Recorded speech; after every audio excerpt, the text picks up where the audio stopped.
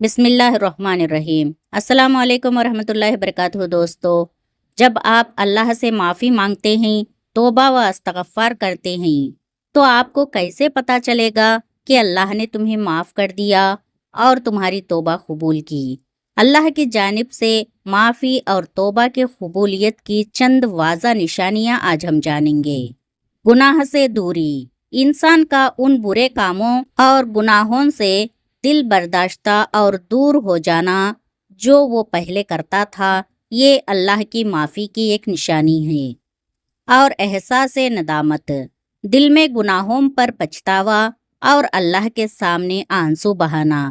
جب تم اللہ کے سامنے اپنے گناہوں پر پچھتاتے ہوئے آنسو بہاؤ گے تو سمجھ جانا کہ اللہ نے تمہیں معاف کر دیا، تمہاری توبہ قبول کر لی۔ نیکی کی طرف رغبت۔ گناہوں کے بعد نیکیوں، عبادات اور صدقہ و خیرات کی طرف دھیان کا بڑھ جانا۔ جب تمہارا دل عبادات میں لگ جائے، صدقہ و خیرات کرنے کو دل چاہے، تو سمجھ جانا کہ اللہ نے تمہیں معاف کر دیا۔ عاجزی و انکساری۔ انسان کے مزاج میں تکبر کی جگہ نرمی، عاجزی اور دوسروں کو معاف کرنے کی صفت پیدا ہو جانا، یہ ایک بہت بڑی نشانی ہے اللہ کے معافی کی۔ سکون قلب۔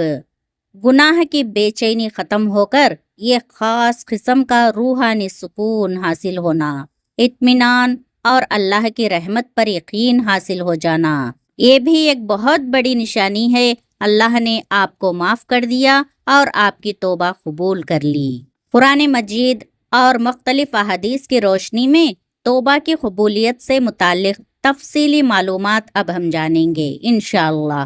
اللہ کی رحمت ہر چیز سے وسیع ہے۔ انسان کے گناہ کتنے ہی زیادہ ہو، انسان نے اپنی جان پر کتنا ہی ظلم ڈھایا ہو، کتنے ہی پاپ کیے ہو، لیکن بعد میں توبہ کر لے تو اللہ تعالیٰ اس کی توبہ قبول فرماتا ہے۔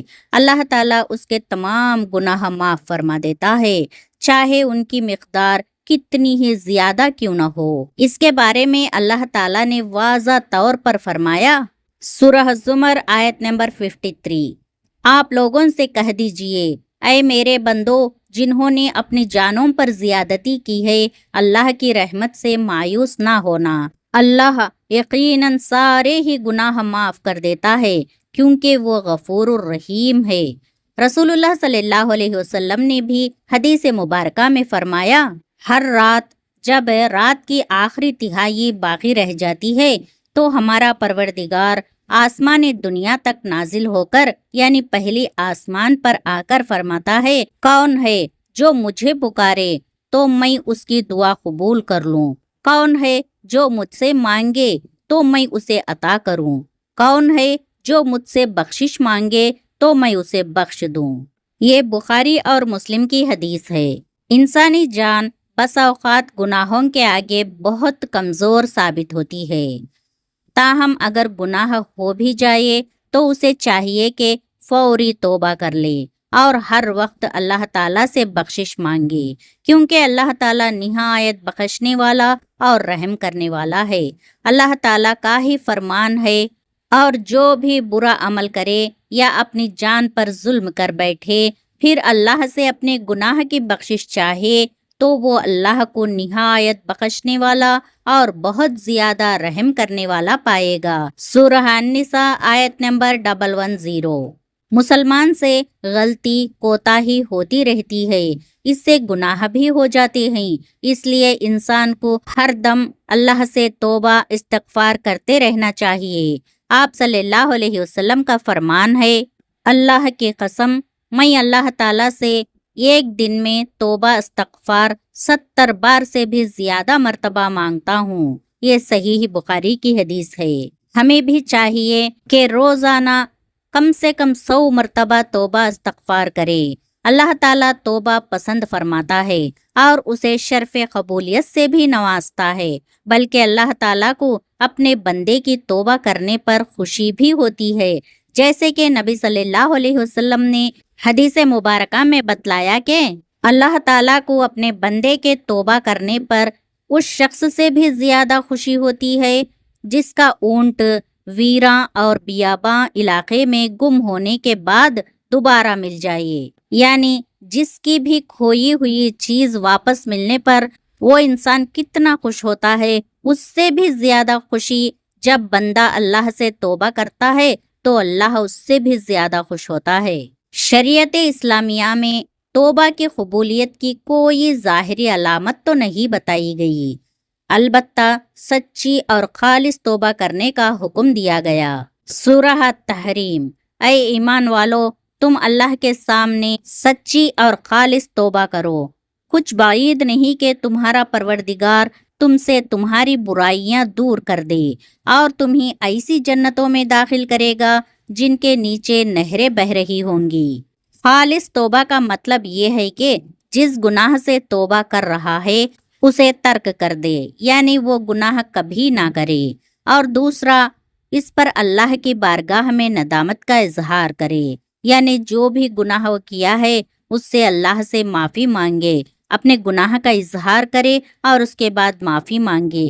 تیسرا، آئندہ اسے نہ کرنے کا عزم رکھے، پکا ارادہ کرے کہ ایسے گناہ آئندہ نہیں کروں گا۔ اور چوتھا یہ ہے کہ اگر اس کا تعلق حقوق العباد سے ہو تو جس کا حق غصب کیا ہے اس کا ازالہ کرے، جس کے ساتھ زیادتی کی ہے اس سے معافی مانگے۔ محض زبان سے توبہ توبہ کر لینا کوئی معنی نہیں رکھتا۔